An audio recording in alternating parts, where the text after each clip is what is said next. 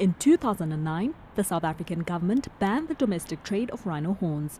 But the move was reversed last year after a push by two of the country's game rangers, John Hume and Johan Kruger.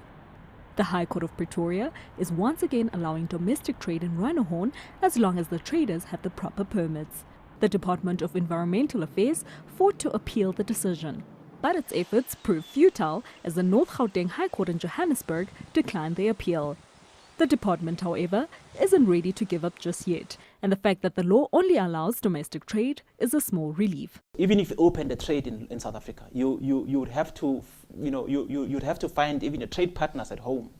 But of course, we know that the demand for the rhino horn is more outside of South Africa, and there is currently a ban internationally that stops any particular trade in rhino horns.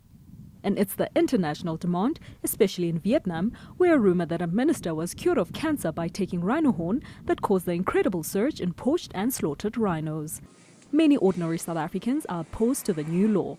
The World Wildlife Fund argues that it will make it harder to enforce the global ban, and the black market is an ongoing major concern. We need to conserve rhinos and protect them so that our future kids and grandkids can one day see a rhino in real life and not just in history books. I don't think rhino horn trading should be legalized at all. It shouldn't even be considered. These are animals, these are living things, so we shouldn't hurt them for jewelry or anything of that sort. We could make synthetic stuff, like how we do for diamonds, and that would be good enough. We don't need to hurt an animal. According to a report by the US State Department, South Africa is home to more than 3/4 of the world's rhinos. But Peter Milton of Spots says one can't know for sure how many rhinos there actually are in the country. The private owner is very concerned about divulging information on his rhino horn because that makes him a target for poaching efforts.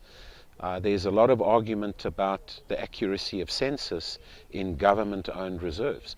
So right now we don't know exactly how many white rhino we've got in the country, and we certainly don't know what the demand is. The court's decision to lift the ban on domestic trade of rhino horn comes ahead of the 17th meeting of the Conference of the Parties, which focuses on the Convention of International Trade in Endangered Species of Wild Flora and Fauna. This year it will take place in South Africa at the end of September and into October 2016, and it will aim to address the specific issue. Enathi Mqokeli, Channel News Asia, South Africa.